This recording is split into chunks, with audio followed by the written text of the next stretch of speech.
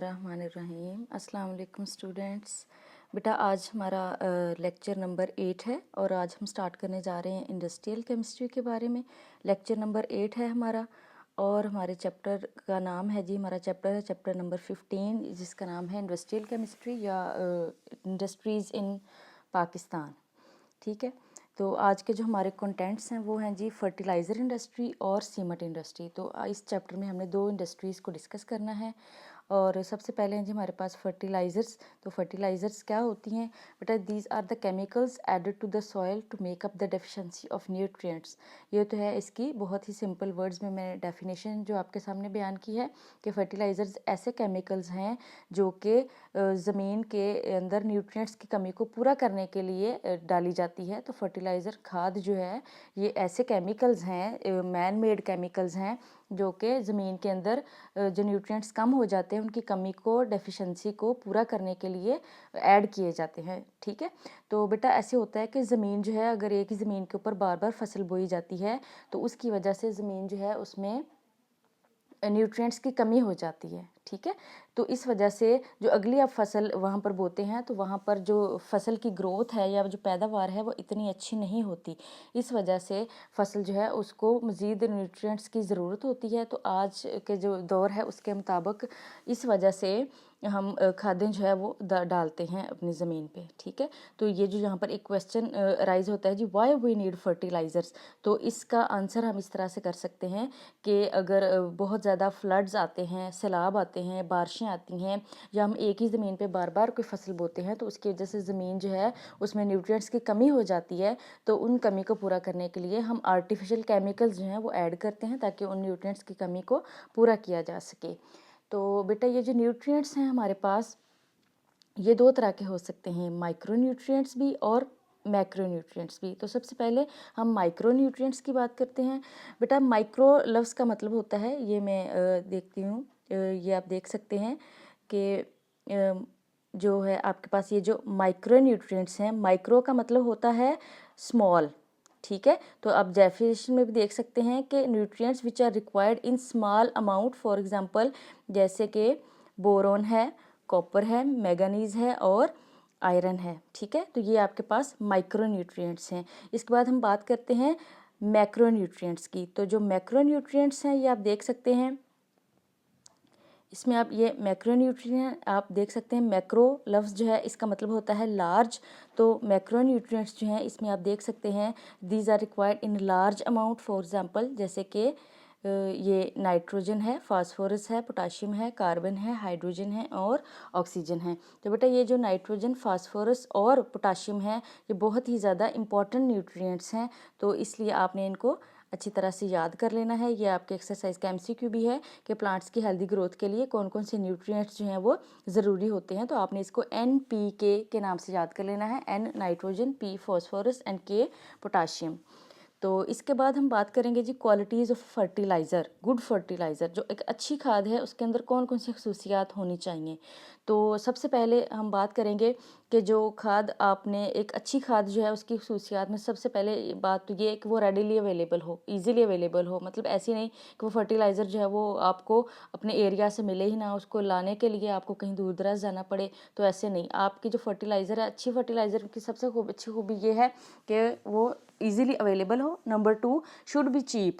तो सस्ता होना चाहिए फर्टिलाइज़र को। अगर फर्टिलाइज़र सस्ती होगी, खाद सस्ती होगी, किसान जो है वो सस्ते दामों उसको ख़रीदेगा, जो फसल है पैदावार होगी उसको फिर वो सस्ते दामों ही बेचेगा और आगे जो आवाम है, जो लोग हैं वो उसको जो है वो सस्ते दामों ख़रीद सकेंगे। अदरवाइज़ अगर फर्टिलाइज़र बहुत महंगी है तो फिर ओबियसली जो किसान है वो जो अपनी पैदावार होगी, प्रोडक्ट होगी, उसको बहुत महंगा बेचेगा बाज़ार में, जिसकी वजह से महंगाई जो है वो बढ़ जाएगी और आवाम के लिए ये जो फल या सब्जियां हैं या जो गंदम या चावल हैं वो उनको ख़रीदना आवाम के लिए मुश्किल हो जाएगा। इसलिए जो फर्टिलाइज़र है उसको इजीली अवेलेबल होना चाहिए, उसको सस्ता भी होना चाहिए और इसके बाद not be injurious to plants. मतलब आपने ऐसी फर्टिलाइज़र ऐड करनी है जिससे प्लांट्स को कोई ख़तरा ना हो, मतलब कि प्लांट्स जो हैं उनको कोई इंजरीज़ ना हो या प्लांट्स जो हैं वो पौधे जो तल्फ हो जाते हैं स्प्रे करने से, जड़ी बूटियाँ वगैरह, तो खाद ऐसी ना हो कि जो कि प्लांट को ही नुकसान पहुँचा दे।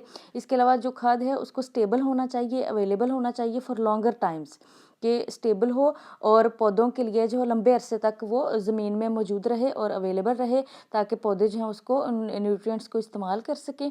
इसके बाद हम बात करेंगे fertiliser should not alter pH of soil. तो फर्टिलाइज़र ऐसी होनी चाहिए कि जो ज़मीन की पीएच को तब्दील ना करे, ठीक है। इसके अलावा जो है वो फर्टिलाइज़र ऐसी हो कि जो फेयरली सोलुबल वो जो हो जाए वाटर में, मतलब कि अगर पानी में हल होगी तो फिर ही पानी जो है वो ज़ेर ज़मीन जाके वो न्यूट्रिएंट्स जो है वो जड़ों के ज़रिए पौधे जो हैं वो उनको जज़ब कर सकेंगे। तो जो फर्टिलाइज़र हैं इनकी क्वालिटीज़ जो हैं इनको याद रखना बहुत ज़रूरी है, और ये इस टॉपिक में से मोस्ट इंपॉर्टेंट शॉर्ट क्वेश्चन है, क्वालिटीज़ ऑफ गुड फर्टिलाइज़र। तो इसको आपने अच्छी तरह से याद कर लेना है। इसके बाद हम बात करते हैं जी क्लासिफिकेशन ऑफ फर्टिलाइज़र्स के बारे में। तो बेटा जो फर्टिलाइज़र्स हैं इनकी हमारे पास 3 तरह की क्लासेस हैं। तो 3 क्लासेस कौन कौन सी हैं जी आज जो हमने पढ़नी है वो है जी नाइट्रोजनस फर्टिलाइज़र। इसके बाद है हमारे पास हम पढ़ेंगे जी फॉस्फेटिक फर्टिलाइज़र्स को, और फिर हम पढ़ेंगे पोटाशियम फर्टिलाइज़र्स को। तो बेटा जो नाइट्रोजनस फर्टिलाइज़र है उसमें नाइट्रोजन का क्या रोल है। नाइट्रोजन जो एक बात तो ये कि ये प्रोटीन बनाने के लिए इस्तेमाल होती है, प्रोटीन का मेन कॉन्स्टिट्यूएंट होती है नाइट्रोजन। इसके अलावा प्लांट्स में जो नाइट्रोजन है this is required for development of stems and leaves. पौधे में तने और पत्तों की डेवलपमेंट और ग्रोथ के लिए नाइट्रोजन बहुत ज़रूरी होती है, और इसी वजह से जो नाइट्रोजन है अगर इसकी कमी हो जाए तो पत्ते जो हैं वो पीले रंग के हो जाते हैं, ठीक है। तो जो नाइट्रोजन है ये ग्रीन कलर इम्पार्ट करती है पत्तों को, तो बहुत ज़्यादा ज़रूरी है।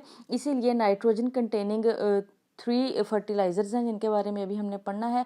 सबसे पहले है जी हमारे पास नाइट्रोजन कंटेनिंग फर्टिलाइज़र, वो है जी सबसे पहले अमोनिया, NH3 इसका फॉर्मूला है। और जो अमोनिया फर्टिलाइज़र है इसमें नाइट्रोजन 82% होती है, और इसको ये लिक्विड फॉर्म में होती है, ठीक है। और हमने इसे इंजेक्ट करना होता है एक सिरिंजेस के ज़रिए, इंजेक्शंस के ज़रिए 6 inches under the surface of soil. ज़मीन की तह के नीचे 6 इंच तक नीचे तक इसको इंजेक्ट किया जाता है, और इसमें जो है वो 82% नाइट्रोजन होती है। बहुत इंपॉर्टेंट फर्टिलाइज़र है, नाइट्रोजन कंटेनिंग है। इसके बाद नंबर 2 पे यूरिया फर्टिलाइज़र है, जो कि it is most widely used in Pakistan. Pakistan में जो सबसे ज़्यादा पैमाने पर खाद इस्तेमाल की जाती है वो यूरिया है, और यूरिया जो है इसमें नाइट्रोजन 46% होती है, ठीक है। और जो यूरिया फर्टिलाइज़र है ये सॉलिड पैलेट्स की फॉर्म में होती है।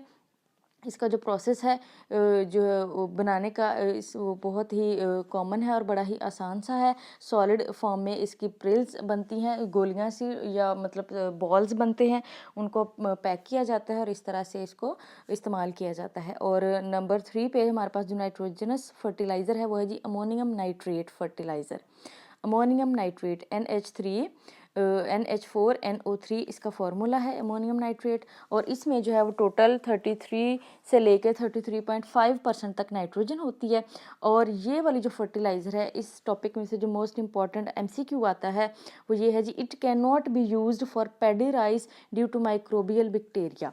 मतलब कि ये जो फर्टिलाइज़र है ये दलदली इलाके में इस्तेमाल नहीं की जाती, क्योंकि जो राइस होते हैं उनकी पहले वो जो पनीरी बनाई जाती है वो उसको बहुत ज़्यादा पानी की ज़रूरत होती है, तो वहाँ पर कीचड़ सा दलदल सी बनी होती है। तो इस तरह के एरिया पे, इस तरह की जगह पे अमोनियम नाइट्रेट फर्टिलाइज़र जो है वो काम नहीं करती। इसलिए पैडी राइस जो आपके पास चावल की फसल है उसके लिए हम अमोनियम नाइट्रेट जो फर्टिलाइज़र है इसको यहाँ पर इस फसल के लिए इस्तेमाल नहीं कर सकते, क्योंकि माइक्रोबियल बैक्टीरिया वहाँ पर प्रोड्यूस हो जाते हैं, उसकी वजह से वो फसल को ख़राब करते हैं, ठीक है जी। तो इसके बाद नेक्स्ट है जी हमारे पास फॉस्फेटिक फर्टिलाइज़र। फॉस्फेटिक मतलब फॉस्फोरस एलिमेंट है हमारे पास। तो फॉस्फोरस का क्या रोल है जी, ये एक्सेलरेट करता है सीड और फ्रूट फॉर्मेशन को। तो सीड जो बीज बनता है और उसके बाद फ्रूट बनने का, फल लगने का जो अमल है वो सारा उसको एक्सेलरेट करता है, उसको स्पीड अप करता है फॉस्फोरस एलिमेंट। और जो फॉस्फोरस कंटेनिंग फर्टिलाइज़र्स हैं वो 2 तरह के फर्टिलाइज़र्स हैं हमारे पास। एक है जी कैल्शियम सुपर फॉस्फेट, और सेकंड वन है जी हमारे पास डाई अमोनियम फॉस्फेट, ठीक है। तो इसके बाद है जी हमारे पास पोटाशियम फर्टिलाइज़र है तीसरे नंबर पे। तो जो पोटाशियम फर्टिलाइज़र है, पोटाशियम किस लिए ज़रूरी है, ये ज़रूरी है जी हमारे पास role of potassium healthy in root development and ripening of seeds के लिए। तो सीड्स का जो पकने का अमल है और इसके अलावा रूट की डेवलपमेंट के लिए जो है ये बहुत ही ज़्यादा ज़रूरी है। तो पोटाशियम का जो किरदार है, पोटाशियम एलिमेंट बहुत ज़रूरी है। एक तो जो आपका दरख्त है, ये पौधा है, उसकी जड़ों को डेवलप करने के लिए, उसको मजबूत करने के लिए, और दूसरी बात ये कि जो सीड्स हैं वो राइप करते हैं जब पकते हैं। फास्फोरस जो है वो सीड की जो एक्सेलरेशन है कि सीड बनता है पौधे के अंदर, और उसके अंदर से जो फ्रूट बनता है उसको एक्सेलरेट करता है, स्पीड अप करता है। लेकिन जो पोटाशियम है वो सीड्स की राइपनिंग के, सीड्स जो हैं या जो फल हैं वो जब पकना शुरू होता है तो उसके पकने में पोटाशियम फर्टिलाइज़र्स का बहुत ज़्यादा अमल दखल होता है।